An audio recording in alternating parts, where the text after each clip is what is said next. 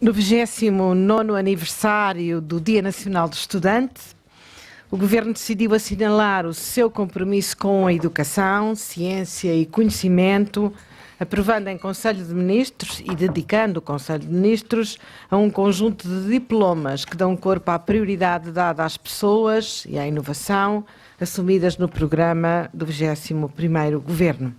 Assim, dando apenas alguns exemplos do que consta do comunicado que vos foi distribuído, com o objetivo de promover a cidadania, a inclusão e a participação dos estudantes nos vários graus de ensino, o Conselho de Ministros decidiu avançar com a experiência do orçamento participativo nas escolas do terceiro ciclo de ensino básico e do ensino secundário, tendo em vista o reforço de dinâmicas de democracia participativa em meio escolar, um projeto articulado também com o compromisso de estimular o orçamento participativo ou de experimentar o orçamento participativo a nível nacional. Com o intuito de promover a inovação e a modernização produtiva, o Conselho de Ministros aprovou a criação de um Conselho Nacional de Centros Académicos Clínicos para estudar e propor medidas de promoção de investigação clínica e de inovação biomédica em Portugal. E em linha com os compromissos assumidos para o acesso ao conhecimento, qualificações e empregabilidade, o Conselho de Ministros decidiu a criação do Programa Integrado de Educação e Formação para Adultos. Estudantes somos toda a vida, ou devemos ser toda a vida, tendo em vista a melhoria das competências e qualificações e o ajustamento com as necessidades do mercado de trabalho. O Conselho de Ministros aprovou também um regime de contratação de doutorados destinado a estimular o emprego científico e tecnológico em todas as áreas do conhecimento através da renovação das equipas de investigação das instituições científicas e de ensino superior. O Conselho de Ministros definiu igualmente princípios orientadores para a implementação de uma política nacional de ciência aberta que terá como objetivo promover o acesso livre a publicações de dados científicos que resultem de investigação financiada com fundos públicos, devolvendo à sociedade aquilo que a sociedade financia. Para aprofundar qualquer destes temas e outras das decisões hoje tomadas que constam do vosso comunicado, dou a palavra ao Sr. Ministro da Ciência, do Ensino Superior e da Tecnologia. Com licença. Ministro. Muito obrigado. Boa tarde a todos.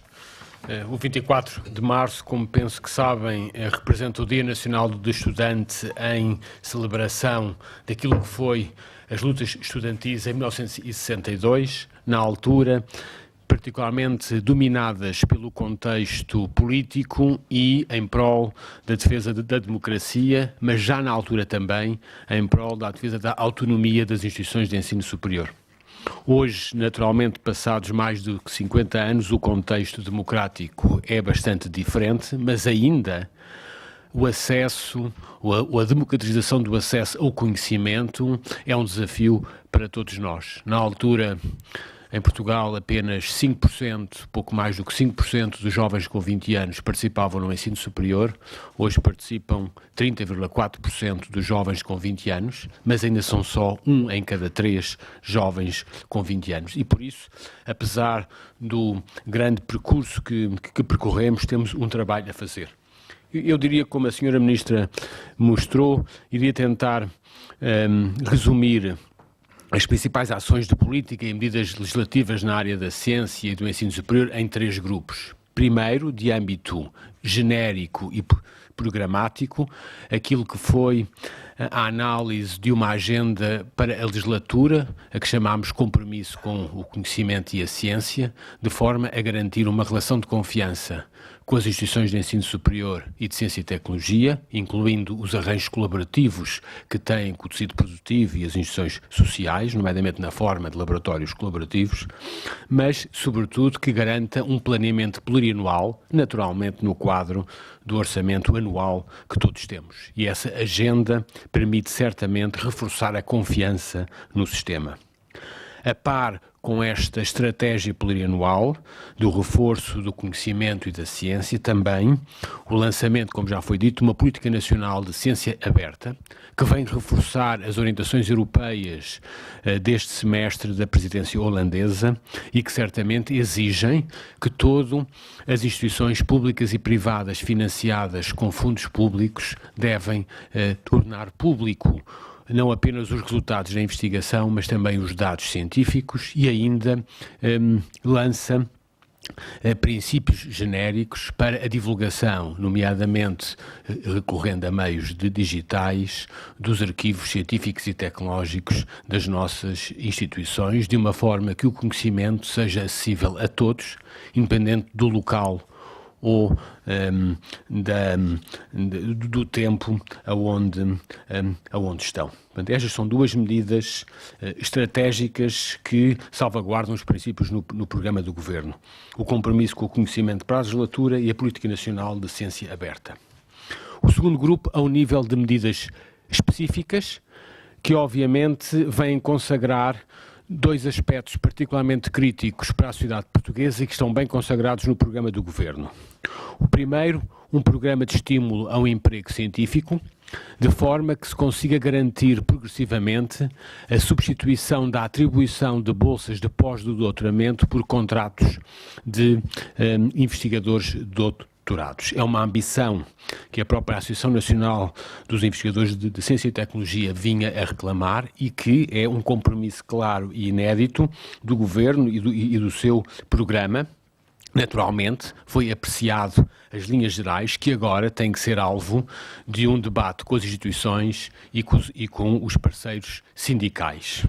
E esse debate está certamente lançado também com termos de avaliação que vem refazer, em particular, a necessidade de salvaguardar na sociedade portuguesa que o conteúdo de uma publicação científica é mais importante que eventuais métricas ou identificação das instituições que publicam. Ainda neste quadro, e agora para valorizar o ensino superior politécnico e abrir o acesso ao ensino superior, foi apreciado também para discussão com os parceiros institucionais, em particular o Conselho de Reitores e o Conselho dos Institutos Politécnicos, como determinado pela lei, um novo regime jurídico dos cursos técnicos superiores profissionais, facilitando de uma forma, mas garantindo também o acesso aos cursos de licenciatura no ensino politécnico e valorizando os cursos técnicos superiores profissionais e os cursos de especialização tecnológica no ensino superior politécnico em estreita aproximação com o tecido produtivo e as empresas em particular. O terceiro grupo de ações de política e medidas são ações sectoriais que mostram a relação da ciência com as várias áreas da vida social e económica em Portugal. Eu gostaria de referir duas áreas críticas onde temos particularmente trabalhado. Primeiro, a área da investigação e formação clínica e, portanto, a formação do Conselho Nacional dos Centros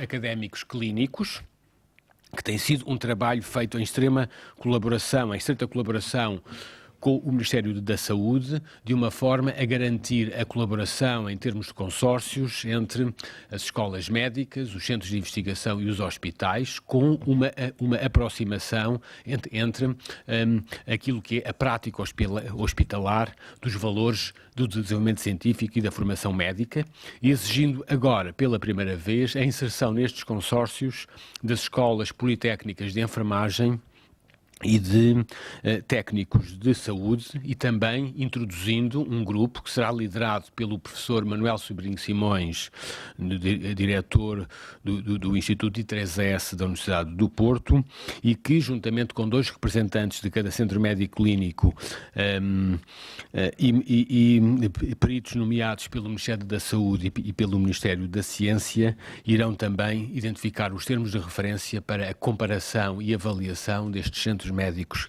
clínicos.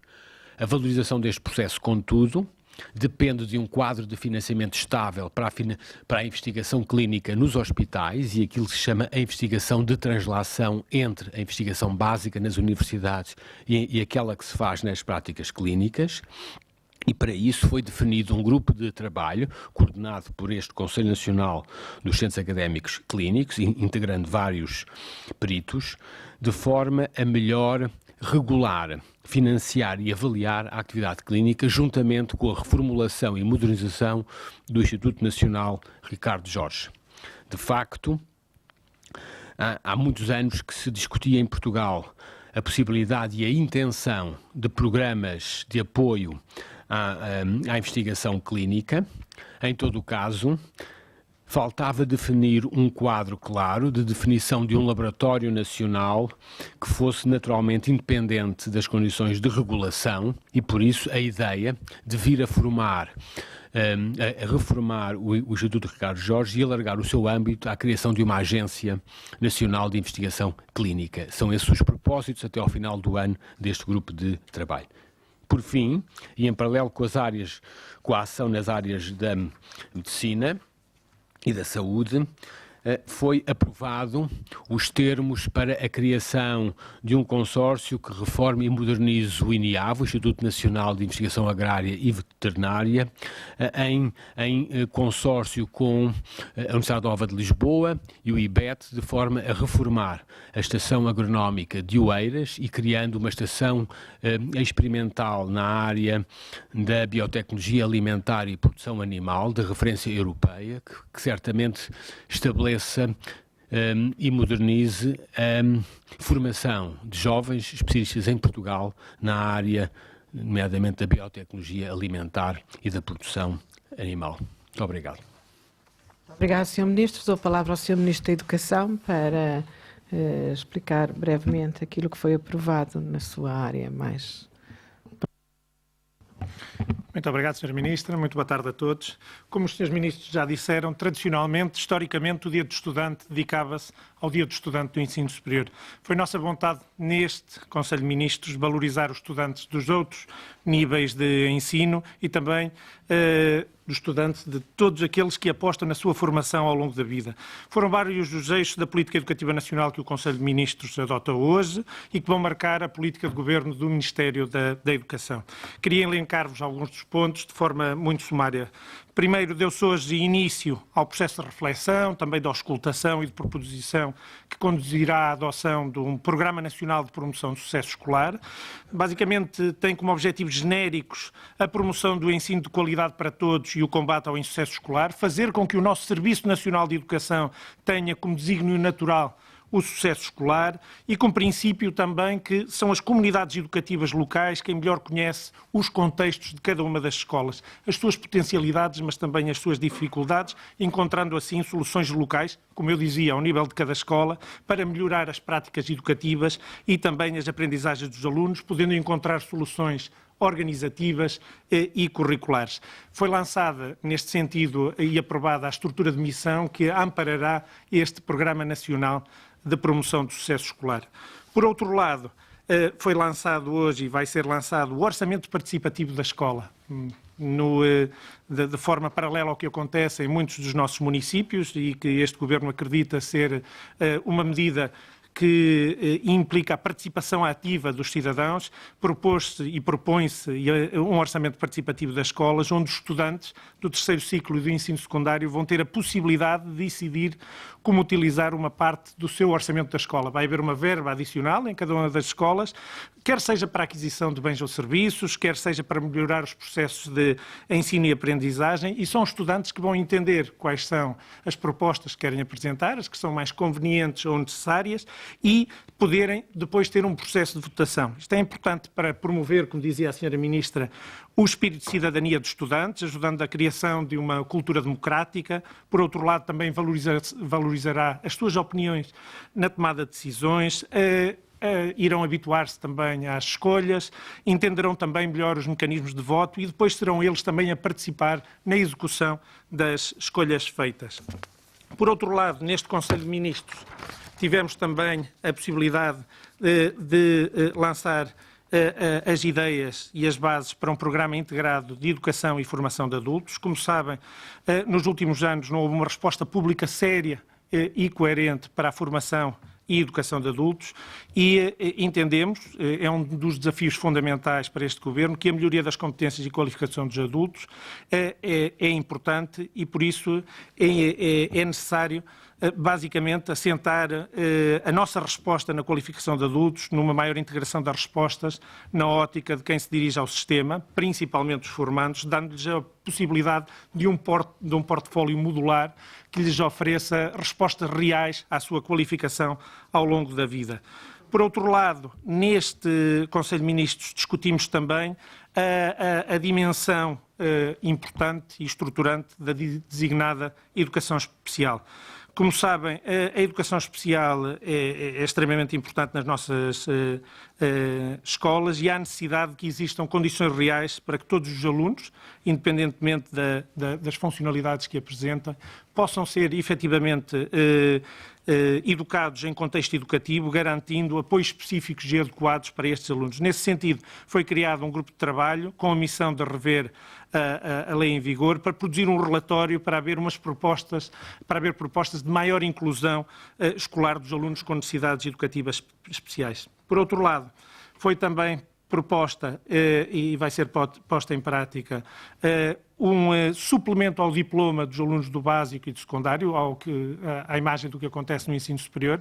Basicamente, todas as competências em ambiente informal e não formal, como seja a participação em associações de estudantes, em atividades de formação para a cidadania, no desporto escolar, participação nos clubes de arte, nos clubes de língua, vão fazer parte a um suplemento ao diploma dos estudantes que possa valorizar estas competências transversais e que tantas vezes são deixadas de parte da valorização dos currículos. E, por último, de forma muito breve, dizer que 2 protocolos serão assinados com o Ministério da Saúde, com o Sr. Ministro da Saúde e, por outro lado, com o Ministério da Economia. No que toca ao protocolo com o Ministro da Saúde, vai ser assinado um protocolo que visa a possibilidade de formação para todos os alunos que chegam ao 1º ano de secundário, isto é, ao 10º ano de escolaridade, para terem formação de suporte básica de vida, um pequeno módulo de um determinado número de horas que lhes permita ter noções básicas de socorrismo a todos os alunos que chegam ao secundário. E, por outro lado, visando também a valorização do ensino artístico, um protocolo assinado com o Sr. Ministro da Economia para que as escolas do ensino artístico possam, é um programa que se chamará Arte na Rua, possam pôr em prática tudo aquilo que aprendem em contexto profissional e possam efetivamente, principalmente nos pontos principais de turismo do nosso país, tanto para a fruição cultural das populações locais, mas também de todos aqueles que nos visitam, terem a possibilidade de atuar e de se valorizarem. Por último, de forma muito breve, só dizer que também, no que toca ao dia de hoje, o Dia do Estudante, eu e alguns dos membros do Governo teremos a possibilidade de estar na Escola Profissional Agostinho Roseta, uma escola profissional que se dedica aos cursos de restauração, aqui em Lisboa. Eu desafiei os alunos dessa escola a poderem confeccionar hoje uma refeição e um menu sem os alergénios principais que constam da nossa alimentação. Isto quer seja marisco, molusco, é um desafio pedagógico, mas é um desafio importante, principalmente por um número de pessoas que nós sabemos neste momento, e foi também o meu desafio pedagógico para esses alunos, e depois de sairmos daqui teremos a oportunidade de estar com muitos desses alunos. Muito obrigado a todos. Muito obrigada, Srs. Ministros. Estamos agora à vossa disposição para responder às perguntas que entendam colocar. Explicasse um bocadinho melhor como é que vão adotar este regime de contratação de doutorados e se a intenção deste Governo pôr cobro à precariedade laboral que, no fundo, muitas das bolsas de pós-doutoramento significam na prática.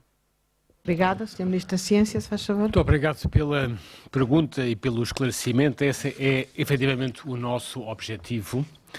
O objetivo é esse que tem que ser feito sem criar rupturas no sistema e que, por isso, ao abrigo, antes de mais, daquilo que foi possível através ou após a aprovação da Lei do Orçamento, este regime legal vem criar as condições necessárias que são complementadas, que têm que ser complementadas posteriormente com uma regulamentação e um programa, nomeadamente através da Fundação para a Ciência e Tecnologia. E por isso eu distingo 3 níveis. Primeiro, a mudança significativa expressa na Lei do Orçamento, que veio, ao fim de 5 anos, possibilitar a contratação de docentes e de investigadores, que estava totalmente castrada no contexto português. Esse foi o primeiro passo decisivo. Agora que temos uma lei do orçamento diferente e que consagrou essa mudança a partir de 2016, este regime vem efetivamente consagrar um regime do investigador doutorado, que obviamente poderá ter um leque alargado de condições salariais e que facilitará o acesso depois às carreiras de investigação e docente. Este regime de contratação será possível certamente nas instituições públicas e também nas instituições privadas, nomeadamente aquelas com arranjos colaborativos entre diferentes instituições públicas e privadas. E será agora complementado, depois da discussão com os parceiros sociais e institucionais que iremos começar imediatamente, será complementado com 2 programas de estímulo que serão lançados através, por um lado, da Fundação para a Ciência e Tecnologia, por um lado, para estimular e substituir gradualmente as bolsas de pós-doutoramento por contratos, gradualmente ao longo dos próximos anos. E, ao mesmo tempo, um programa independente para todos aqueles que já estão no sistema e que têm bolsas de pós-doutoramento há mais de 3 anos. E esse programa será aberto, portanto, para aqueles que estão no sistema e que, obviamente, terá um processo gradual. Nós temos um sistema, felizmente, que cresceu muito, onde os bolseiros de pós-doc foram particularmente importantes nesse bolseiro e agora urge dignificar a atividade científica destes bolseiros e sabemos que o temos que fazer em respeito das suas próprias vontades, anseios e a atividade científica, assim como em colaboração e corresponsabilizando as instituições. E por isso este é um programa para a legislatura. É um programa que não poderá ser feito num dia nem num mês e acreditamos que é com estes, dando passos certos neste processo de dignificação da atividade científica de jovens, de homens e mulheres, que obviamente têm a ambição de fazer atividade científica e com este programa acreditamos que vamos aumentar a capacidade das nossas instituições de atrair investigadores para Portugal. Sabemos bem que nos últimos 5 anos Portugal foi particularmente atingido, entre muitas outras ações, pelo abandono forçado de jovens investigadores por não terem condições necessárias. E assim estamos a dar, mês após mês, passos certos num processo que sabemos que é um processo complexo e tem que ser gradual e, portanto, é certamente um objetivo para a legislatura. Obrigada, Sr. Ministro. Pedro Zambus, da RTP, uma questão para o Sr. Ministro da Educação. Relativamente a este Programa Integrado de Educação e Formação de Adultos, referiu que há algum tempo que não tínhamos um programa adequado a essa formação de adultos. Pergunto-lhe se será feito no mesmo molde do último grande programa que todos nos lembramos, que foi Novas Oportunidades, do último Governo Socialista. Com saudade. Sr. Ministro, se faz favor. Bom, o programa Novas Oportunidades efetivamente deixou marcas muito positivas e infelizmente, como eu dizia na minha intervenção inicial, foi praticamente desmantelado na última legislatura. O objetivo é conseguir criar a pedra basilar para a criação de um novo programa, como eu dizia, assenta numa lógica de modularização tanto da estrutura como dos conteúdos de formação, para que efetivamente todos aqueles que não tiveram, como eu dizia, a possibilidade de estudar no tempo, diria eu, mais natural, o poderem fazer. E não estamos a falar só de população adulta já em idade avançada, como muitas vezes se pensa. Falamos também de todos aqueles que não conseguem completar a escolaridade obrigatória e que ainda são jovens, isto é, cidadãos portugueses que têm 20 e poucos anos, 30 anos, e que não conseguiram completar a sua escolaridade obrigatória e que aqui terão também, com este programa e com esta nova oportunidade, ter uma visão diferente para se poderem valorizar. Mas também em todos aqueles que queiram, por inquietação intelectual ou por inflexão na sua preparação e no seu caminho laboral, poderem valorizar-se e poderem dar novos passos no que é a qualificação e no que é a valorização do seu percurso profissional e pessoal. Sr. Ministro. André Carvalho Ramos, da TVI. Queria perguntar ao Sr. Ministro da Educação se já lhe foi comunicado por parte de alguma escola a intenção de realizar provas de aferição, se sim, quantas? E queria perguntar, à margem do que foi discutido neste Conselho de Ministros, conhecemos hoje o déficit de 2015, com um peso significativo do BANIF. De certa forma, isto pode comprometer as metas que o Governo tem assumidas para com o país e a estratégia que o Governo tem para com o país nos próximos 4 anos e também os compromissos internacionais. Obrigado. De Educação, faz favor. Bom, relativamente à comunicação, como sabem, as escolas têm uma janela temporal até ao final do mês de abril e como é natural, eu não faço uma visualização diária. Não temos no Ministério, neste momento, um contador das escolas que, neste momento, estão a tomar a sua decisão com responsabilidade. Como eu disse, o diretor da escola tomará a sua decisão ouvindo o Conselho Pedagógico e ouvirá quem entender. As escolas, como eu disse, também estão habituadas a tomar estas decisões, por isso é preciso dar tempo às escolas, principalmente num tempo de poesia no sistema educativo. Estamos em férias escolares, há interrupção das atividades letivas, por isso neste momento as escolas estão no seu discernimento natural a fazerem as suas opções e comunicarão ao Ministério, neste caso ao Júri Nacional, a seu momento, e quando tivermos resposta por parte das escolas, assim o faremos saber. Neste momento, entendo que não temos nenhum tipo de dado que possa dar. Obrigado. Respondendo à sua questão, como tive a oportunidade de dizer no início, hoje o Conselho de Ministros foi temático, foi dedicado ao conhecimento e, portanto, esse tema não foi abordado. Naturalmente, o Governo, as preocupações em termos de execução orçamental, o facto de não terem sido hoje discutidas, não deixam de estar sempre presentes, não apenas no Ministério das Finanças, mas também em todos os membros do Governo, e especialmente no Sr. Primeiro-Ministro. Muito obrigada.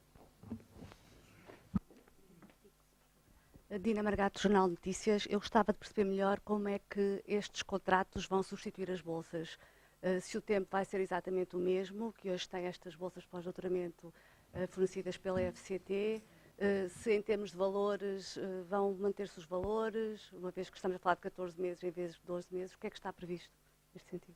Eu volto a repetir que este é um processo complexo e é uma grande ambição e por isso estamos a tomar passo após passo na direção que acreditamos que é a direção certa. Começámos por garantir a abertura da lei do orçamento nesta área da contratação. Agora, este é o regime legal que permite a contratação dos pós-doutorados e será complementado naturalmente após a audição com os parceiros institucionais e sociais, incluindo os sindicatos, mas certamente o Conselho de Reitores e o Conselho dos Institutos Politécnicos no quadro legal em vigor, que assim o exige. Depois será complementado com medidas programáticas e um regulamento ao nível da Fundação para a Ciência e Tecnologia, após ouvidos também os Conselhos Científicos da Fundação. Acredito que no prazo dos próximos 2 meses temos este quadro sucessivo de medidas legislativas e o quadro regulamentar pronto, e a nossa ambição é, no prazo da legislatura, de cumprirmos aquilo que fizemos, que foi a substituição progressiva da atribuição de bolsas por contratos de pós-doutoramento, mas agora terá que seguir este trâmite de audição e de construção do quadro regulamentar exigido. Olívia Santos, da Antena 1, para o Ministro Manuel Leitor. Eu gostava que me explicasse esta criação de um novo regime jurídico dos graus e diplomas de ensino superior, em que se cria o técnico superior profissional. Se isto é uma forma de resolver aquele problema que se mantém nos politécnicos de quem não consegue acabar os doutoramentos. Não, há aí uma confusão, não tem nada a ver com a questão do quadro do docente que está resolvido no abrigo, em curso. O que aqui se trata é consagrar os chamados cursos especializados, os cursos de técnicos superiores, como um diploma do ensino superior. O regime legal português, instaurado após o processo de Bolonha, começou por incluir apenas 3 graus, como é conhecida a licenciatura, o mestrado e o doutoramento. Revemos agora mais uma vez, foi aprovado para apreciação, sujeito à negociação com os parceiros institucionais, mas que estamos certamente de acordo, a incluir nesse quadro um novo diploma, não um grau, um diploma, que são estes cursos chamados na gíria de TESPs. E, portanto, o regime legal passa a enquadrar os TESPs, as licenciaturas, os mestrados e os doutoramentos. Estes cursos são cursos de 2 anos que seguem a nomenclatura e a regulamentação europeia, e que hoje é uma prática em muitas outras sociedades europeias. São sobretudo vocacionados, especialmente para aqueles que vêm do regime profissional ou do ensino profissional, e que terão cursos de 2 anos, que lhes dá depois o acesso, obviamente no quadro a definir por cada instituição, ao ensino superior. Portanto, não é um grau, é um diploma que dá o acesso à licenciatura. O que estamos aqui a fazer é abrir a base social de apoio ao ensino superior, naturalmente num quadro que está a ser complementado com a modernização e valorização do ensino politécnico, e por isso, em termos programáticos, estamos a reforçar a atividade de investigação no ensino politécnico. Também em estreita colaboração com o tecido produtivo, por exemplo, este processo está a ser lançado em colaboração com a iniciativa Competências Digitais com o tecido produtivo, para, essencialmente, formar programadores e técnicos em competências digitais, onde o desequilíbrio entre a procura e a oferta é bastante grande, não apenas em Portugal, mas em toda a Europa, e assim podermos qualificar o ensino politécnico, sobretudo para necessidades do mercado de trabalho, dando acesso a todos aqueles que escolheram a via profissional para poderem vir a ingressar no futuro no ensino superior. Por todas as questões, uma boa Páscoa para todas as senhoras e senhores jornalistas e até à próxima quinta-feira. Boa Páscoa a todos.